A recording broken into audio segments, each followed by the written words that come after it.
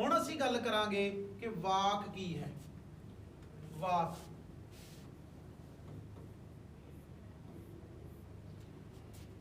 हरेक पढ़िया लिखिया बंदा जानता है, हरेक इंसान नूं पता है जो पढ़िया लिखिया है कि वाक भाषा की सब तो वड्डी इकाई है। जे असीं भाषा की दर्जेवार तरतीब लिखीए ना तो उहदे विच वाक जिहड़ा इस प्रकार असीं लिखीए, धुनी जिहनूं तुसीं अखर आने हो, शब्द, वाकंश। वाकंश अगों दो किस्म का हुंदा है, नाम वाकंश ते किरिया वाकंश।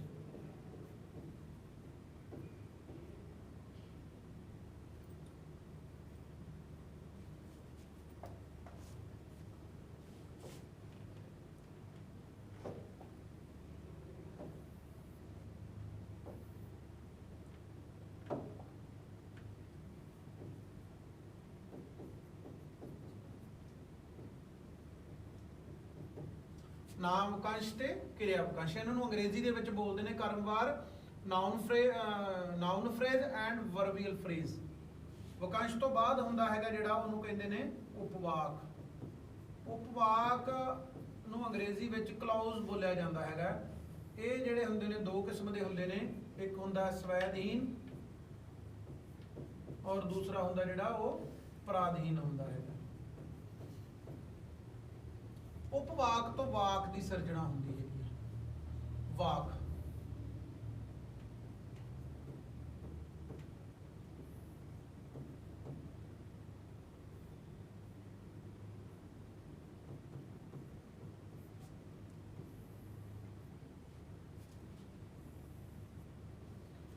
तो वाक की जो सिरजना होंदी है, वाक नूं दो पद्धरां तो असीं वेखदे हां।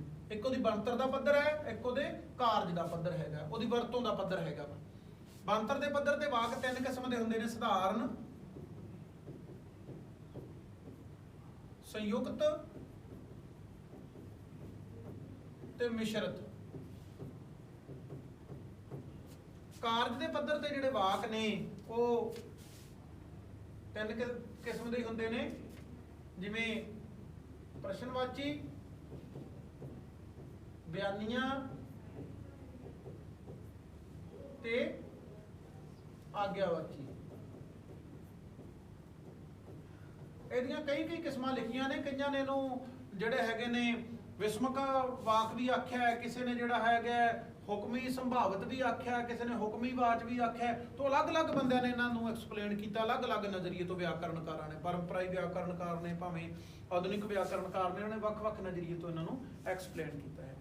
तो ये साडी भाषा की तरतीब हैगी है, भाषा की सीक्वेंस हैगी है। तो गल असीं वाक की करते सीगे।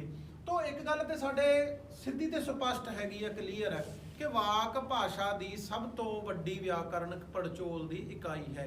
बाकियां समस्त भाषाई जिहड़ियां यूनिट हैगे ने, भाषाई इकाइयां हैगियां ने जां जिहड़ियां व्याकरणक इकाइयां ने, वो इहदे अंतर्गत ही विचरदियां ने। भरथरी हरी अपने वाक्यपदीय दे विच लिखदा है कि मनुख जे भाषा नूं समझदा है तो वाकां विच, मनुख भाषा नूं बोलदा है तो वाकां विच। भाषा की वाक तो बगैर कल्पना भी नहीं की जा सकती। उहदा जिहड़ा तीजा भाग आ, उहदे वाक्या कांड, उहदा जिहड़ा व्याकरण है वाक्यपदीय, तो उहदा जिहड़ा तीजा भाग हैगा, पहला भाग उहदा ब्रह्म कांड है, दूजा पद कांड है और तीसरा वाक्या कांड है। वाक्या कांड दे विच उहने इस चीज़ नूं एक्सप्लेन किया है कि वाक भाषा की सब तो वड्डी इकाई ने और मनुख सोचदा भी वाकां विच है ते बोलदा भी वाकां विच है। तो असी भी आम इंसान ये जानता है कि वाक जेकर तुसी पूरा वाक बोलोगे तो अगला तुहाडे गल नूं ग्रहण कर पाऊगा, अदरवाइज तुसी जिहड़ा जे वाक नहीं पूरा बोलते तो तुहाडी गल जिहड़ी हैगी आ ओह संबंधित श्रोते तक या पाठक तक नहीं पहुँच सकूगी। तो इस प्रकार जिहड़े वाक ने ओह सारी भाषा की जिहड़ी हैगी आ ओह हरफे अखीर ने और भाषा की सब तो वड्डी इकाई हैगे ने। तो वाक नूं समझण वास्ते, वाक नूं जिहड़ा अध्ययन करन वास्ते, उहदा एनालिसिस करन वास्ते सब तो पहला असीं गल करांगे जिहड़ी है वो वाक दी बनतर दी। वाक दी ये बनतर जिहड़ा स्ट्रक्चर की हैगा वा। तो वाक दा जिहड़ा स्ट्रक्चर दे विच सब तो पहला सधारण वाक हुंदे ने। ਸਧਾਰਨ ਵਾਕ ਜਿਵੇਂ ਮੈਂ ਇੱਥੇ ਲਿਖਾਂ ਕਿ ਰਾਮ ਰੋਟੀ ਖਾਂਦਾ ਹੈ। ਹੁਣ ਇਹਦੇ ਵਿੱਚ ਰਾਮ ਉਦੇਸ਼ ਹੈ, ਰੋਟੀ ਖਾਂਦਾ ਵਿਧੇਯ ਹੈ ਅਤੇ ਹੈ ਸਹਾਇਕ ਕਿਰਿਆ ਹੈ। ਇਹਨੂੰ ਸਮਝਣ ਵਾਸਤੇ ਕਿ ਇਹ ਸਧਾਰਨ ਵਾਕ ਹੀ ਹੈ। ਸਧਾਰਨ ਵਾਕ ਦੇ ਵਿੱਚ ਜਿਹੜਾ ਹੈਗਾ ਜੈਸਪਰਸਨ ਲਿਖਦਾ ਹੈ ਕਿ ਸਧਾਰਨ ਵਾਕ ਦੇ ਵਿੱਚ ਕੇਵਲ ਇੱਕ ਹੀ ਜਿਹੜਾ ਹੈਗਾ ਹੈ ਉਹ ਇੰਡੀਪੈਂਡੈਂਟ ਕਲੌਜ਼ ਯੂਜ਼ ਹੁੰਦਾ ਹੈਗਾ। ਇੰਡੀਪੈਂਡੈਂਟ ਕਲੌਜ਼ ਮੀਨਸ ਸਵੈਧੀਨ ਉਪਵਾਕ। ਇਹਨੂੰ ਡਿਪੈਂਡੈਂਟ ਕਲੌਜ਼ ਕਹਿੰਦੇ ਨੇ, ਇਹਨੂੰ ਇੰਡੀਪੈਂਡੈਂਟ ਕਲੌਜ਼ ਕਹਿੰਦੇ ਨੇ। ਇਹ ਸਵੈਧੀਨ ਹੈ ਔਰ ਇਹ ਪ੍ਰਾਧੀਨ ਹੈ। ਇਹ ਕਿਸੇ ਦੇ ਅੰਡਰ ਹੈ, ਉਹ ਆਪਣੇ ਆਪ ਦੇ ਵਿੱਚ ਪੂਰਾ ਹੈ। ਸਵੈਧੀਨ ਭਾਵ ਸਵੈਧੀਨ ਤੋਂ ਭਾਵ ਹੈ ਸੁਤੰਤਰ ਹੈਗਾ ਜਿਹੜਾ। ਉਹਦੇ ਵਿੱਚ ਉਹ ਕਹਿੰਦਾ ਇੱਕ ਹੀ ਜਿਹੜਾ ਹੈਗਾ ਉਹ ਸਵੈਧੀਨ ਉਪਵਾਕ ਵਿਚਰਦਾ ਹੈ। ਭਾਵ ਸਧਾਰਨ ਦੇ ਵਿੱਚ ਇੱਕ ਹੀ ਸਵੈਧੀਨ ਹੁੰਦਾ ਹੈ, ਇੱਕ ਸਵੈਧੀਨ ਉਪਵਾਕ ਹੁੰਦਾ ਹੈ।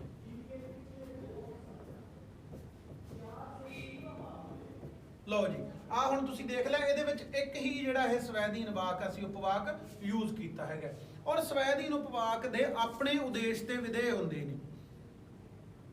ਵਿਆਕਰਨਕਾਰਾਂ ਕੋਲੇ ਇਹੀ ਕੋਈ ਗ੍ਰਾਮੈਟਿਕਲ ਕੋਈ ਉਹਨਾਂ ਕੋਲੇ ਸੰਦ ਨਹੀਂ ਹੈਗਾ, ਟੂਲ ਨਹੀਂ ਹੈਗਾ, ਜਾਂ ਕੋਈ ਇਹੋ ਜਿਹੀ ਕੋਈ ਟਰਮ ਨਹੀਂ ਹੈਗੀ ਜਿਹਦੇ ਨਾਲ ਉਹ ਇੱਕ ਸਵੈਧੀਨ ਉਪਵਾਕ ਦੇ ਵਿੱਚ ਤੇ ਇੱਕ ਸਧਾਰਨ ਉਪਵਾਕ ਦਾ ਸਧਾਰਨ ਵਾਕ ਦੇ ਵਿੱਚ ਫਰਕ ਕਰ ਸਕਣ। ਇਹਨਾਂ ਵਿਚਕਾਰ ਕੋਈ ਫਰਕ ਨਹੀਂ ਹੈ ਵਿਆਕਰਨ ਪੱਧਰ ਦੇ ਉੱਪਰ। तो इस प्रकार जिहड़ा ये सधारण वाक है, भाव की है कि बनतर के पक्ष तो सधारण वाक दे विच एक ही स्वैधीन उपवाक विचरदा हुंदा है। तो दूजे पासे आ जाता फिर साडा संयुक्त वाक। संयुक्त वाक दे विच की हैगा है कि इहदे विच जिहड़े हैगे ने इहदे विच दो स्वैधीन उपवाक ਹੁੰਦੇ ਹਨ ਤੇ ਦੋਵਾਂ ਨੂੰ ਯੋਜਕ ਦੀ ਮਦਦ ਨਾਲ ਜੋੜਿਆ ਜਾਂਦਾ ਹੈ।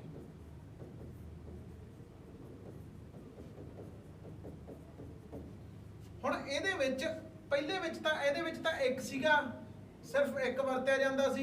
हुण इहदे विच दो स्वैधीन वरते जाते हैं, तीन भी हो सकते हैं, ये कोई जरूरी नहीं भी दो ही होणगे, इहदे विच तीन भी हो सकते हैं। संयुक्त दे विच अंग्रेजी दे विच इहनूं बोलदे ने simple sentence, compound sentence and complex sentence. तो इहदे विच दो वरते दे ने और इन्हां नूं ते अते जोजक नाल जोड़िया जाता हैगा। जिवें माता जी रोटी पका रहे सन। हुण इत्थे एक सधारण वाक है जां स्वैधीन उपवाक है। अते पिता जी अखबार पढ़ रहे सन।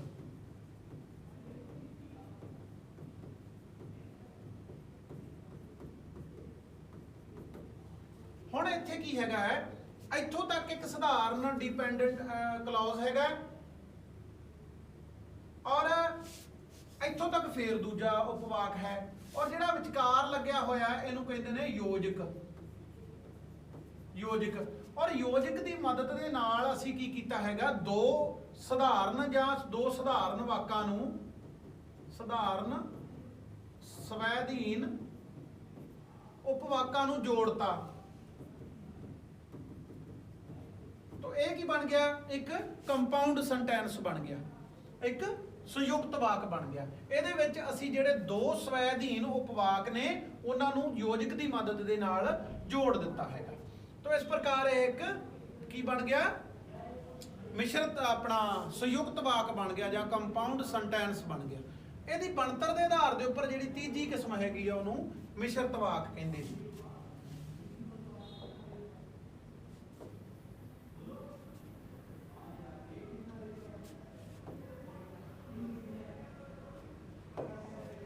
मिश्रित वाक है, मिश्रित वाक दे विच की हैगा कि ਇਹਦੇ ਵਿੱਚ ਇੱਕ ਤਾਂ ਪ੍ਰਾਧੀਨ ਹੁੰਦਾ ਹੈ, ਪ੍ਰਾਧੀਨ, ਤੇ ਦੂਜਾ ਸਵੈਧੀਨ ਹੁੰਦਾ ਹੈ, ਸਵੈਧੀਨ ਉਪਵਾਕ ਹੁੰਦਾ ਹੈ। ਇੱਕ ਪ੍ਰਾਧੀਨ ਹੁੰਦਾ ਔਰ ਦੂਸਰਾ ਸਵੈਧੀਨ ਹੁੰਦਾ ਹੈਗਾ। ਔਰ ਯਾਦ ਰਹੇ ਕਿ ਜਿਹੜਾ ਪ੍ਰਾਧੀਨ ਹੁੰਦਾ ਹੈਗਾ ਉਹ ਸਵੈਧੀਨ ਤੋਂ ਪਹਿਲਾਂ ਵਰਤਿਆ ਜਾਂਦਾ ਹੈ। ਜਿਹੜਾ ਤੁਸੀਂ ਔਰ ਇਹਨੂੰ ਯੋਜਕ ਦੀ ਮਦਦ ਦੇ ਨਾਲ ਇਹਨਾਂ ਨੂੰ ਤਾਂ ਕਿਉਂਕਿ ਜਦੋਂ ਕਿ ਆਦਿ ਯੋਜਕਾਂ ਦੀ ਮਦਦ ਨਾਲ ਇਹਨਾਂ ਨੂੰ ਤੁਸੀਂ ਜੋੜਦੇ ਹੋ। ਔਰ ਇਹਨੂੰ ਜਿਹੜਾ ਪ੍ਰਾਧੀਨ ਹੈਗਾ ਡਿਪੈਂਡੈਂਟ ਕਲੌਜ਼ ਹੈ, ਇੰਡੀਪੈਂਡੈਂਟ ਤੋਂ ਪ੍ਰਾਧੀਨ ਸਵੈਧੀਨ ਤੋਂ ਹਮੇਸ਼ਾ ਪਹਿਲਾਂ ਵਰਤਿਆ ਜਾਂਦਾ ਹੈ। ਜਿਵੇਂ ਮੈਂ ਲਿਖਾਂ ਇੱਥੇ ਕਿ ਉਹ ਜੁਗਾੜੀ ਲੇਖਕ ਨਹੀਂ ਬਲਕਿ ਰਿਹਾੜੀ ਵੀ ਹੈ। ਹੁਣ ਇਹਦੇ ਵਿੱਚ ਦੋ ਜਿਹੜੇ ਹੈਗੇ ਨੇ ਉਹ ਉਪਵਾਕ, ਇੱਕ ਸਵੈਧੀਨ ਹੈ ਔਰ ਦੂਸਰਾ ਪ੍ਰਾਧੀਨ ਕੰਮ ਕਰ ਰਿਹਾ। ਇਹਨੂੰ ਅਸੀਂ ਸੰਯੁਕਤ ਜਾਂ ਇਹਨੂੰ ਕੰਪਲੈਕਸ ਜਾਂ ਮਿਸ਼ਰਤ ਵਾਕ ਕਹਾਂਗੇ। ਔਰ ਦੂਸਰੀ ਕਿਸਮ ਹੈ ਜਿਹੜੀ ਉਹ ਇੱਕ ਹੋਰ ਦੇ ਦੀ ਉਦਾਹਰਨ। ਹਾਜ਼ਰੀਨ ਮੁਅੱਜ਼ਜ਼, ਅੱਜ ਅਸੀਂ ਜਿਹੜਾ ਹੈਗਾ ਵਾਕ ਵਿਨਿਆਸ ਦੇ ਸੰਦਰਭ ਦੇ ਵਿੱਚ ਚਰਚਾ ਕਰਾਂਗੇ ਕਿ ਵਾਕ ਕੀ ਹੈ। ਪਿਛਲੇ ਕਲਾਸ ਦੇ ਵਿੱਚ, ਪਿਛਲੇ ਲੈਕਚਰ ਦੇ ਵਿੱਚ ਅਸੀਂ ਵਾਕ ਦੇ ਸੰਦਰਭ ਦੇ ਵਿੱਚ ਚਰਚਾ ਕੀਤੀ ਵੀ ਸੀਗੀ। ਉਸੇ ਨੂੰ ਹੀ ਹੁਣ ਅੱਗੇ ਕੰਟੀਨਿਊ ਕਰਦੇ ਹੋਏ, ਉਸੇ ਨੂੰ ਅੱਗੇ ਤੋਰਦੇ ਹੋਏ, ਉਸੇ ਦੀ ਅਗਲੀ ਕੜੀ ਦੇ ਦੌਰਾਨ ਅਸੀਂ ਅੱਜ ਉਹ ਵਾਕ ਦੇ ਸੰਬੰਧ ਵਿੱਚ ਹੋਰ ਅੱਗੇ ਚਰਚਾ ਕਰਾਂਗੇ। ਤੋ ਪਿਛਲੀ ਕਲਾਸ ਦੇ ਵਿੱਚ ਅਸੀਂ ਵੇਖਿਆ ਸੀਗਾ ਕਿ ਵਾਕ ਬਣਤਰ ਦੀ ਗੱਲ ਕੀਤੀ ਸੀਗੀ। ਵਾਕ ਬਣਤਰ, ਵਾਕ ਬਣਤਰ ਦੀ ਜਦੋਂ ਅਸੀਂ ਗੱਲ ਕਰਦੇ ਹਾਂ ਤੇ ਵਾਕ ਬਣਤਰ ਦੇ ਅੰਤਰਗਤ ਵਾਕ ਨੂੰ ਤਿੰਨ ਪੱਧਰਾਂ ਤੋਂ ਅਸੀਂ ਵਿਚਾਰਿਆ ਸੀਗਾ। ਸਧਾਰਨ ਵਾਕ, ਸੰਯੁਕਤ ਤੇ ਮਿਸ਼ਰਤ ਵਾਕ। ਮਿਸ਼ਰਤ ਵਾਕ ਇਹ ਵਾਕ ਦੀ ਬਣਤਰ ਦਾ ਆਧਾਰ ਹੈਗਾ। ਵਾਕ ਦੀ ਜਿਹੜੀ ਬਣਤਰ ਹੈਗੀ ਆ, ਵਾਕ ਦਾ ਜਿਹੜਾ ਸਟਰਕਚਰ ਹੈਗਾ, ਇਹ ਉਹਦਾ ਆਧਾਰ ਹੈ। ਅਸੀਂ ਇਹ ਵੇਖਿਆ ਸੀਗਾ ਕਿ ਜਿਹਦੇ ਵਿੱਚ ਇੱਕ ਉਪਵਾਕ ਵਿਚਰਦਾ, ਜਿਹਦੇ ਵਿੱਚ ਇੱਕ ਸਵੈਧੀਨ ਉਪਵਾਕ ਹੁੰਦਾ ਹੈ। ਉਪਵਾਕ ਵਾਲਾ ਸਧਾਰਨਕ ਹੁੰਦਾ ਹੈ।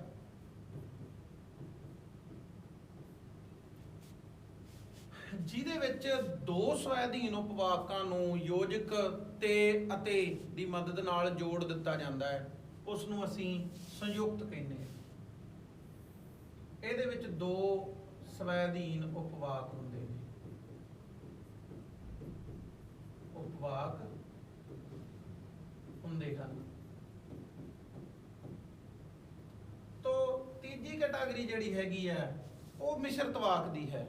ਮਿਸ਼ਰਤ ਭਾਵ ਕੰਪਲੈਕਸ ਸੈਂਟੈਂਸ, ਜੋ ਦੋ ਉਪਵਾਕਾਂ ਦਾ ਮਿਸ਼ਰਣ ਹੈ। ਜਿਵੇਂ ਉਹਦੇ ਵਿੱਚ ਜਿਹੜਾ ਪਹਿਲਾ ਇੱਕ ਪ੍ਰਥਮ ਜਿਹੜਾ ਹੋਊਗਾ, ਪ੍ਰਥਮ ਉਪਵਾਕ ਹੋਊਗਾ, ਉਪਵਾਕ ਪ੍ਰਾਧੀਨ ਹੋਊਗਾ। ਪ੍ਰਾਧੀਨ ਜਾਨੀ ਕਿ ਡਿਪੈਂਡੈਂਟ ਕਲੌਜ਼। ਔਰ ਜਿਹੜਾ ਪਿਛਲਾ ਉਪਵਾਕ ਹੋਊਗਾ ਜਿਹੜਾ ਪਰ ਦੇ ਵਿੱਚ ਹੋਊਗਾ, ਜਿਹੜਾ ਇੱਕ ਪਰ ਦੇ ਵਿੱਚ ਹੋਊਗਾ, ਆ ਪੂਰਵ ਦੇ ਵਿੱਚ ਹੋਊਗਾ। ਇਹਨੂੰ ਪੂਰਵ ਕਿਹਾ ਜਾਂਦਾ ਵਿਆਕਰਨ ਦੇ ਅਕੋਰਡਿੰਗ। ਪਿਛਲੇ ਹਿੱਸੇ ਨੂੰ, ਪਿਛਲੇ ਅੱਧ ਨੂੰ ਜਿਹੜਾ ਹੈਗਾ ਉਹ ਪਰ ਆਖਿਆ ਜਾਂਦਾ। ਜੋ ਪਰ ਦੇ ਵਿੱਚ ਉਪਵਾਕ ਹੋਊਗਾ, ਉਪਵਾਕ ਜਾਂ ਪਰ ਵਾਲਾ ਉਪਵਾਕ ਜਿਹੜਾ ਹੈ ਉਹ ਸਵੈਧੀਨ ਹੁੰਦਾ ਹੈ। ਸਵੈਧੀਨ ਹੁੰਦਾ ਹੈ। ਤਾਂ ਇਹ ਜਿਹੜਾ ਹੈਗੀ ਆ ਸਾਡੇ ਵਾਕ ਦੀ ਜਿਹੜੀ ਉਹ ਬਣਤਰ ਦਾ ਜਿਹੜਾ ਸਟਰਕਚਰ ਦਾ ਪੱਧਰ ਅਸੀਂ ਦੇਖਿਆ ਸੀਗਾ ਉਸ ਦਿਨ। ਤੇ ਵਾਕ ਦੇ ਸਟਰਕਚਰ ਨੂੰ ਤੁਸੀਂ, ਵਾਕ ਦੇ ਬਣਤਰ ਨੂੰ ਉਸ ਸਮੇਂ ਤੱਕ ਨਹੀਂ ਜਾਣ ਸਕਦੇ ਹੈਗੇ ਜਿਸ ਸਮੇਂ ਤੱਕ ਤੁਹਾਨੂੰ ਉਪਵਾਕ ਦੀ ਜਿਹੜੀ ਪ੍ਰਕਿਰਤੀ ਦਾ, ਉਹਦੀ ਬਣਤਰ ਦਾ, ਉਹਦੀ ਜਿਹੜਾ ਹੈਗਾ ਉਹਦੇ ਸਟਰਕਚਰ ਦਾ ਤੁਹਾਨੂੰ ਪਤਾ ਨਹੀਂ ਲੱਗਦਾ ਹੈਗਾ। ਤੋ ਇਸ ਕਰਕੇ ਆਪਾਂ ਉਪਵਾਕ ਦੇ ਸੰਬੰਧ ਦੇ ਵਿੱਚ ਵੀ ਉਸ ਦਿਨ ਥੋੜੀ ਜੀ ਜਾਣਨਾ ਕੀਤਾ ਸੀਗਾ, ਚਾਨਣਾ ਪਾਇਆ ਸੀਗਾ। ਤੋ ਉਪਵਾਕ ਕੀ ਹੈਗਾ, ਤੋ ਉਪਵਾਕ ਤੋਂ ਅੱਗੇ ਵਾਕ ਬਣਦੇ ਨੇ। ਇਸ ਪ੍ਰਕਾਰ ਸੀਗਾ ਜਿਹੜਾ ਇਹ ਵਾਕ ਦੀ ਬਣਤਰ ਦਾ ਅਸੀਂ ਅਧਿਐਨ ਕੀਤਾ ਸੀਗਾ। ਸਧਾਰਨ ਵਾਕਾਂ ਵਿੱਚ ਮੁੰਡਾ ਰੋਟੀ ਖਾਂਦਾ ਹੈ, ਸੰਯੁਕਤ ਵਾਕਾਂ ਵਿੱਚ ਮੁੰਡਾ ਰੋਟੀ ਖਾਂਦਾ ਹੈ ਅਤੇ ਮਾਤਾ ਜੀ ਰੋਟੀ ਪਕਾ ਰਹੇ ਹਨ। ਮਿਸ਼ਰਤ ਵਾਕਾਂ ਦੇ ਵਿੱਚ ਜਿਵੇਂ ਅਸੀਂ ਕਹੀਏ ਜੇ ਤੁਸੀਂ ਨਾ ਪੜ੍ਹੇ ਤਾਂ ਫੇਲ ਹੋ ਜਾਓਗੇ। ਤਾਂ ਇਹ ਜਿਹੜੀਆਂ ਵੰਨਗੀਆਂ ਹੈਗੀਆਂ ਨੇ, ਇਹ ਜਿਹੜੀਆਂ ਮਿਸਾਲਾਂ ਹੈਗੀਆਂ ਨੇ, ਇਹ ਬਣਤਰ ਦੇ ਪੱਖ ਤੋਂ ਵਾਕਾਂ ਦੀਆਂ ਅਸੀਂ ਦਿੱਤੀਆਂ ਹੈਗੀਆਂ।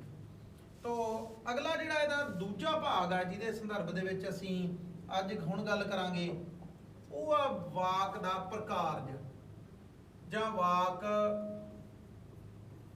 ਦਾ ਕਾਰਜੀ ਪੱਧਰ।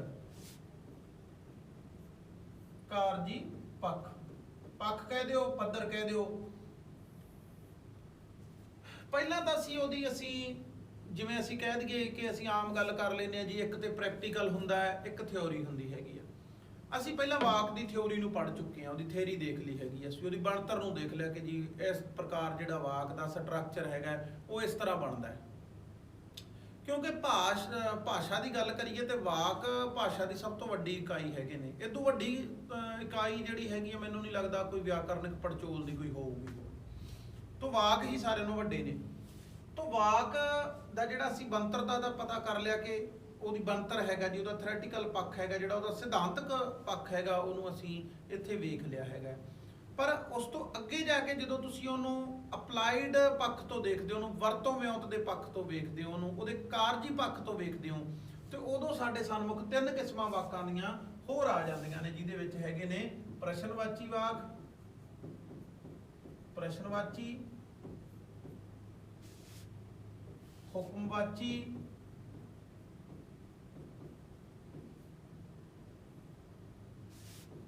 ਆਗਿਆਵਾਚੀ,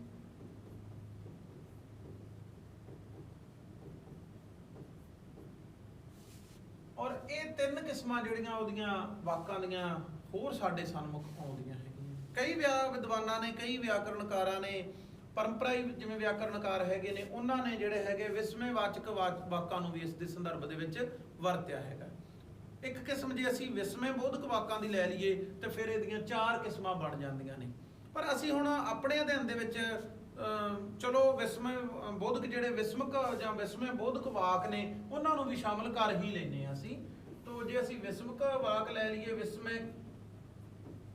ਵਿਸਮੇ ਬੋਧਕ, तो फिर इन्हां दियां चार जिहड़ियां हैगियां साडे कोल कैटागरियां बन जाणगियां, चार साडे कोल श्रेणियां इन्हां दियां बन जाणगियां। तो सर्वप्रथम असीं गल करिए कि प्रश्नवाची वाक। हुण प्रश्नवाची वाक किहड़े हुंदे ने? प्रश्नवाची वाकां दे विच उन्हां दा जिहड़े प्रश्नवाची वाक ने उहदी पछाण की हैगी आ?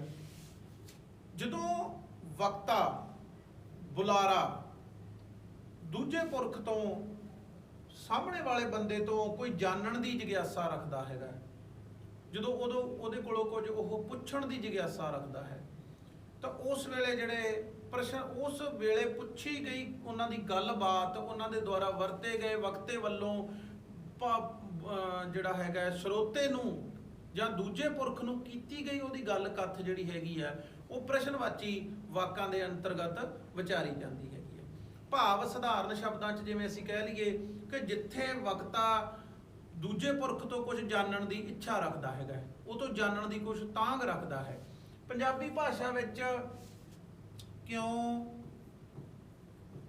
किवें, की,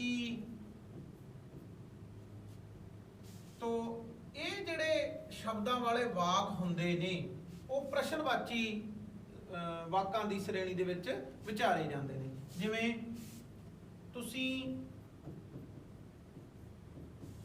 उत्थे क्यों गए। एक होर भी इत्थे अहम गल हैगी आ कि प्रश्नवाची वाकां दे अखीर दे विच जिहड़ा व्याकरणिक चिन्ह है इहनूं अंग्रेजी दे विच कहिंदे ने साइन ऑफ इंटरोगेशन। प्रश्नवाचक चिन्ह जिहड़ा हैगा वो लगाया जाता है। सानू ਵੈਸੇ ਇਸ ਗੱਲ ਇੰਟੋਨੇਸ਼ਨ ਦੇ ਪੱਧਰ ਤੋਂ, ਸੁਰ ਲਹਿਰ ਦੇ ਪੱਧਰ ਤੋਂ ਵੀ ਸਾਨੂੰ ਜਿਹੜੀ ਇਸ ਗੱਲ ਦੀ ਸਮਝ ਪੈ ਜਾਂਦੀ ਹੈਗੀ ਜਦੋਂ ਅਸੀਂ ਉਚਾਰਨ ਕਰਦੇ ਹਾਂ। ਤਾਂ ਜੇਕਰ ਉੱਥੇ ਕਿਉਂ ਸ਼ਬਦ, ਕਈ ਵਾਰ ਇਹ ਵੀ ਹੋ ਜਾਂਦਾ ਹੈ ਕਿ ਜਿਹੜਾ ਵਕਤਾ ਹੁੰਦਾ ਉਹ ਕਿਉਂ ਦੀ ਵਰਤੋਂ ਜੇਕਰ ਨਾ ਵੀ ਕਰੇ। ਉਦਾਹਰਨ ਵਜੋਂ ਜੇ ਅਸੀਂ ਸਿੱਧੇ ਇੰਟੋਨੇਸ਼ਨ ਦੇ ਪੱਧਰ ਤੇ, ਵਾਕ ਸੁਰ ਦੇ ਪੱਧਰ ਤੇ ਗੱਲ ਕਰ ਲਈਏ, ਤੇ ਜਿਵੇਂ ਤੁਸੀਂ ਉੱਥੇ ਗਏ, ਹੁਣ ਜੇ ਤਾਂ ਉਹਨੇ ਕਿਹਾ ਕਿ ਤੁਸੀਂ ਉੱਥੇ ਗਏ ਤਾਂ ਸਧਾਰਨ ਪਿੱਚ ਦੇ ਵਿੱਚ ਕਹਿੰਦਾ ਹੈ, ਫਿਰ ਤਾਂ ਇਹ ਸਧਾਰਨ ਵਾਕ ਹੀ ਰਹੇਗਾ। ਜੋ ਕਹਿੰਦਾ ਕਿ ਤੁਸੀਂ ਉੱਥੇ ਗਏ, ਤੁਸੀਂ ਉੱਥੇ ਗਏ, ਜਦੋਂ ਤੁਹਾਡੀ ਪਿੱਚ ਉੱਚੀ ਹੋ ਜਾਂਦੀ ਹੈ, ਤੁਹਾਡੀ ਟੋਨ ਉੱਚੀ ਹੋ ਜਾਂਦੀ ਹੈ, ਉਦੋਂ ਵੀ ਇਹ ਜਿਹੜਾ ਹੈਗਾ ਵਾਕ ਪ੍ਰਸ਼ਨਵਾਚੀ ਹੁੰਦਾ। ਪਰ ਅਸੀਂ ਜਿਹੜਾ ਵਾਕ ਦੇ ਕਾਰਜੀ ਪੱਖ ਨੂੰ ਦੇਖਣਾ ਹੈਗਾ, ਇਹਦਾ ਜਿਹੜਾ ਅਸੀਂ ਇਸ ਪੱਖ ਤੋਂ ਦੇਖਣਾ ਹੈਗਾ, ਅਸੀਂ ਇਹਦੇ ਜਿੱਥੇ ਅਸੀਂ ਇਸ ਸੰਦਰਭ ਦੇ ਵਿੱਚ ਇਹੀ ਗੱਲ ਕਵਾਂਗੇ ਕਿ ਜਿੱਥੇ ਕਿਉਂ, ਕਿਵੇਂ, ਕੀ, ਕਿਸ ਤੋਂ, ਕਾਹਤੋਂ ਆਦਿ ਸ਼ਬਦ ਵਰਤੇ ਜਾਂਦੇ ਹੈਗੇ ਨੇ, ਉੱਥੇ ਵਾਕ ਜਿਹੜਾ ਹੁੰਦਾ ਹੈਗਾ ਉੱਥੇ ਉਹ ਪ੍ਰਸ਼ਨਵਾਚੀ ਬਣ ਜਾਂਦਾ ਹੈ। ਜਿਵੇਂ ਤੁਸੀਂ ਕੀ ਲੈਣ ਗਏ, ਤੁਸੀਂ ਕੀ ਲੈਣ ਗਏ, ਲੈਣ ਗਏ, ਐਸ ਕੀ ਨੇ ਫਿਰ ਇਸ ਨੂੰ ਪ੍ਰਸ਼ਨਵਾਚੀ ਬਣਾਤਾ। ਤੁਸੀਂ ਜਿਹੜਾ ਸੀ ਕਿਵੇਂ ਗਏ, ਤੁਸੀਂ ਉੱਥੇ ਕਿਵੇਂ ਗਏ। ਸੋ ਜਿੱਥੇ ਕਿਉਂ, ਕੀ, ਕਿਵੇਂ ਆਦਿਕ ਸ਼ਬਦਾਂ ਦੀ ਸ਼ਮੂਲੀਅਤ ਵਾਕ ਵਿੱਚ ਹੋ ਜਾਵੇ, ਉੱਥੇ ਜਿਹੜੇ ਵਾਕ ਹੁੰਦੇ ਨੇ ਉਹ ਪ੍ਰਸ਼ਨਵਾਚੀ ਬਣ ਜਾਂਦੇ ਨੇ। ਔਰ ਪ੍ਰਸ਼ਨਵਾਚੀ ਵਾਕਾਂ ਦੀ ਦੂਸਰੀ ਨਿਸ਼ਾਨੀ ਇਹ ਹੈ ਕਿ ਉਹਨਾਂ ਦੇ ਅੰਤ ਦੇ ਵਿੱਚ ਸਾਈਨ ਆਫ ਇੰਟਰੋਗੇਸ਼ਨ ਲਗਾਇਆ ਜਾਂਦਾ ਹੈ। ਤੋਂ ਦੂਜੀ ਕਿਸਮ ਜਿਹੜੀ ਸਾਡੇ ਕੋਲ ਹੈਗੀ ਵਾਕਾਂ ਦੀ, ਉਹ ਹੈਗੀ ਆ ਹੁਕਮਵਾਚੀ ਵਾਕ। ਵਕਤਾ ਵੱਲੋਂ ਦੂਜੇ ਪੁਰਖ ਨੂੰ ਕਿਸੇ ਪ੍ਰਕਾਰ ਦਾ, ਕਿਸੇ ਵਸਤੂ ਦੇ ਪੱਧਰ ਤੇ ਜਾਂ ਕਿਸੇ ਕੰਮ ਦੇ ਪੱਧਰ ਤੇ ਜਾਂ ਕਿਸੇ ਹੋਰ ਗੱਲ ਕਥ ਦੇ ਪੱਧਰ ਤੇ ਕੀਤਾ ਗਿਆ ਹੁਕਮ, ਉਹ ਹੈ ਜਿਹੜਾ ਉਹ ਹੁਕਮਵਾਚੀ ਵਾਕਾਂ ਦੀ ਸ਼੍ਰੇਣੀ ਦੇ ਵਿੱਚ ਵਿਚਾਰਿਆ ਜਾਂਦਾ ਹੈ। ਜਿਵੇਂ ਵਾਕ ਅਸੀਂ ਲੈਂਦੇ ਆ, ਹੁਣ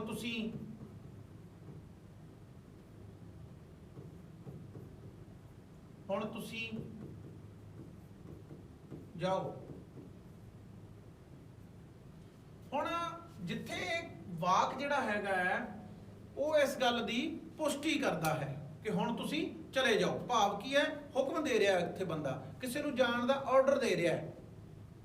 ਤੋ ਜਿਵੇਂ ਅਸੀਂ ਕਹਿ ਦਈਏ ਤੂੰ ਇੱਥੇ ਬੈਠ। ਹੁਣ ਇਹਦੇ ਵਿੱਚ ਵੀ ਹੈਗਾ ਜਿਹੜਾ ਹੁਕਮ ਦੀ ਜਿਹੜੀ ਹੈਗੀ ਹੈ ਤਾਮੀਰ ਕਰਨ ਦੀ ਜਿਹੜੀ ਹੈਗੀ ਹੈ, ਪੁਸ਼ਟੀ ਕਰ ਰਿਹਾ ਵਕਤਾ ਦੂਸਰੇ ਪੁਰਖ ਨੂੰ, ਮੱਧ ਪੁਰਖ ਨੂੰ ਗੱਲ ਕਰ ਰਿਹਾ ਹੈ ਕਿ ਤੂੰ ਇੱਥੇ ਬੈਠ। ਤੋਂ ਭਾਵ ਕੀ ਹੈ, ਇਸ ਕੈਟਾਗਰੀ ਦੇ ਜਿਹੜੇ ਵਾਕ ਹੁੰਦੇ ਨੇ ਜਿੱਥੇ ਇੱਕ ਹੁਕਮਾਂ ਦੀ ਅਭਿਵਿਅੰਜਨਾ ਹੁੰਦੀ ਹੈਗੀ ਹੈ, ਜਿੱਥੇ ਇੱਕ ਆਰਡਰ ਦੀ ਅਭਿਵਿਅੰਜਨਾ ਹੁੰਦੀ ਹੈਗੀ ਆ, ਤਾਂ ਉਸ ਪੱਧਰ ਦੇ ਵਾਕਾਂ ਨੂੰ, ਉਸ ਕੈਟਾਗਰੀ ਦੇ ਵਾਕਾਂ ਨੂੰ ਜਿਹੜਾ ਹੈਗਾ ਉਹ ਅਸੀਂ ਹੁਕਮਵਾਚੀ ਵਾਕਾਂ ਦੇ ਅੰਤਰਗਤ ਵਿਚਾਰਦੇ ਹੈਗੇ।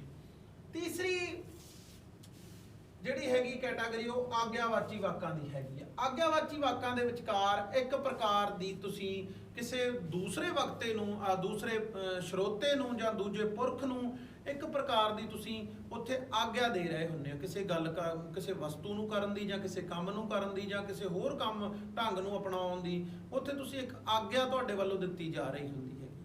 ਜਿਵੇਂ ਕਿ ਤੁਸੀਂ ਰੋਟੀ ਇੱਥੇ ਖਾਓ, ਅੱਜ ਤੁਸੀਂ ਰੋਟੀ ਸਾਡੇ ਖਾਓ, ਸਾਡੇ ਘਰ ਖਾਓ। ਹੁਣ ਇੱਥੇ ਹੁਕਮ ਨਹੀਂ ਹੈਗਾ, ਇੱਥੇ ਇੱਕ ਆਗਿਆ ਹੈ। ਇੱਥੇ ਇੱਕ ਜਿਹੜੀ ਹੈਗੀ ਆ ਇਹ ਇੱਕ ਬੇਨਤੀ, ਮੈਨੂੰ ਲੱਗਦਾ ਹੁੰਦਾ ਹੈਗਾ ਨਾ ਕਿ ਜਿਹੜੇ ਆਗਿਆਵਾਚੀ ਵਾਕ ਹੁੰਦੇ ਨੇ ਔਰ ਬੇਨਤੀਵਾਚਕ ਵਾਕ ਜਿਹਨਾਂ ਨੂੰ ਵੀ ਕਹਿੰਦੇ ਹੈਗੇ ਨੇ, ਉਹ ਇੱਕ ਸਿੱਕੇ ਦੇ ਦੋ ਪਹਿਲੂ ਨੇ। ਜਿਵੇਂ ਜੇ ਤੁਹਾਡਾ ਮਨ ਹੋਵੇ ਤਾਂ ਤੁਸੀਂ ਜੰਗਲ ਵਿੱਚ ਰੁਕ ਸਕਦੇ ਹੋ, ਇਹ ਵੀ ਇੱਕ ਆਗਿਆਵਾਚੀ ਵਾਕ ਦੀ ਜਿਹੜੀ ਹੈਗੀ ਆ ਉਹ ਸ਼੍ਰੇਣੀ ਹੈਗੀ ਆ। ਤੋਂ ਤੀਜੀ ਸ਼੍ਰੇਣੀ ਦੇ ਵਿੱਚ ਸਾਡੇ ਜਿਹੜੇ ਵਾਕ ਆਉਂਦੇ ਨੇ ਉਹ ਹੁੰਦੇ ਨੇ ਵਿਸਮਕ ਵਾਕ, ਜਿੱਥੇ ਵਕਤਾ ਵੱਲੋਂ ਜਦੋਂ ਹੈਰਾਨੀ ਪ੍ਰਗਟ ਕੀਤੀ ਜਾਂਦੀ ਹੈਗੀ। ਵਿਸਮਕ ਦਾ ਅਰਥ ਹੈਗਾ ਵਿਸਮਾਦ। ਵਿਸਮਾਦ ਦਾ ਭਾਵ ਕੀ ਹੈਗਾ ਕਿ ਜਦੋਂ ਮਾਨਸਿਕ ਅਵਸਥਾ ਵਕਤਾ ਦੀ ਮਾਨਸਿਕ ਅਵਸਥਾ ਜਿਹੜੀ ਹੈ ਉਹ ਅਸਚਰਜ ਭਰੀ ਹੋ ਜਾਂਦੀ ਹੈਗੀ ਹੈ, ਉਹ ਕਸ਼ਫੁਲ ਦੇ ਨਾਲ ਭਰਪੂਰ ਹੋ ਜਾਂਦੀ, ਉਹ ਇੱਕ ਰਹੱਸਮਈ ਹੋ ਜਾਂਦੀ ਹੈਗੀ ਆ। ਉਹਦੇ ਵਿੱਚ ਇੱਕ ਪ੍ਰਕਾਰ ਦਾ ਕਹਿ ਲਓ ਤੁਸੀਂ ਵਿਸਮਾਦ ਆ ਜਾਂਦਾ ਹੈ, ਇੱਕ ਪ੍ਰਕਾਰ ਦਾ ਐਡਵੈਂਚਰ ਵਾਲੀ ਅਵਸਥਾ ਆ ਜਾਂਦੀ ਹੈਗੀ, ਉਹਦੀ ਵਿਸਮਾਦੀ ਅਵਸਥਾ ਆ ਜਾਂਦੀ ਹੈ। ਉੱਥੇ ਅਸਚਰਜ ਜਿਹਨੂੰ ਤੁਸੀਂ ਜਿਹੜਾ ਹੈਗਾ ਇੱਕਦਮ ਕਿਸੇ ਚੀਜ਼ ਦਾ ਸ਼ੌਕ ਲੱਗ ਜਾਣਾ, ਜਿਵੇਂ ਅਸੀਂ ਬੋਲਦੇ ਹੈਗੇ ਆ, ਓਏ ਤੂੰ ਆ ਗਿਆ, ਉਹ ਤੂੰ ਚਲਾ ਗਿਆ, ਓਏ ਪਾਸ ਹੋ ਗਿਆ, ਉਹ ਬੱਲੇ ਬੱਲੇ, ਉਹ ਸ਼ਾਵਾ। ਤੋ ਇਹੋ ਜਿਹੇ ਜਿਹੜੇ ਵਾਕ ਹੁੰਦੇ ਨੇ, ਇਹੋ ਜਿਹੀ ਕੈਟਾਗਰੀ ਦੇ ਵਾਕ ਹੁੰਦੇ ਨੇ ਜਿੱਥੇ ਵਕਤਾ ਇੱਕ ਸ਼ੌਕ ਦੇ ਵਿੱਚ ਆ ਕੇ, ਇੱਕ ਝਟਕੇ ਦੇ ਵਿੱਚ ਆ ਕੇ ਆਪਣੀ ਗੱਲ ਕਥ ਨੂੰ ਬੜੀ ਹੈਰਾਨੀ ਦੇ ਨਾਲ ਪ੍ਰਗਟ ਕਰਦਾ ਹੈਗਾ, ਉੱਥੇ ਵਿਸਮੈ ਬੋਧਕ ਵਾਕਾਂ ਨੂੰ ਵਿਚਾਰਿਆ ਜਾਂਦਾ ਹੈ। ਤੋ ਕੁੱਲ ਮਿਲਾ ਕੇ ਸਾਡੀ ਅੱਜ ਦੀ ਇਸ ਕਲਾਸ ਦੇ ਵਿੱਚ, ਕਿਉਂਕਿ ਅਸੀਂ ਇਹਦਾ ਪਹਿਲਾ ਭਾਗ ਜਿਹੜਾ ਹੈਗਾ, ਪਹਿਲੇ ਭਾਗ ਦੇ ਵਿੱਚ ਲੰਮਾ ਚੌੜਾ ਵਿਖਿਆਨ ਇਸ ਪੱਧਰ ਤੋਂ ਕਰ ਚੁੱਕੇ ਹਾਂ। ਤੋ ਪਹਿਲੇ ਭਾਗ ਦੇ ਵਿੱਚ ਜਿਹੜਾ ਹੈਗਾ ਅਸੀਂ ਵਾਕ ਦੀ ਬਣਤਰ ਬਾਰੇ, ਵਾਕ ਦੀ ਪ੍ਰਕਿਰਤੀ ਬਾਰੇ, ਵਾਕ ਦੀ ਪਿਛੋਕੜ ਬਾਰੇ ਅਸੀਂ ਕਾਫੀ ਲੰਮੀ ਚੌੜੀ ਜਿਹੜੀ ਸੀਗੀ ਉੱਥੇ ਆਪਣੀ ਵਿਆਖਿਆ ਪੇਸ਼ ਕੀਤੀ ਹੈ।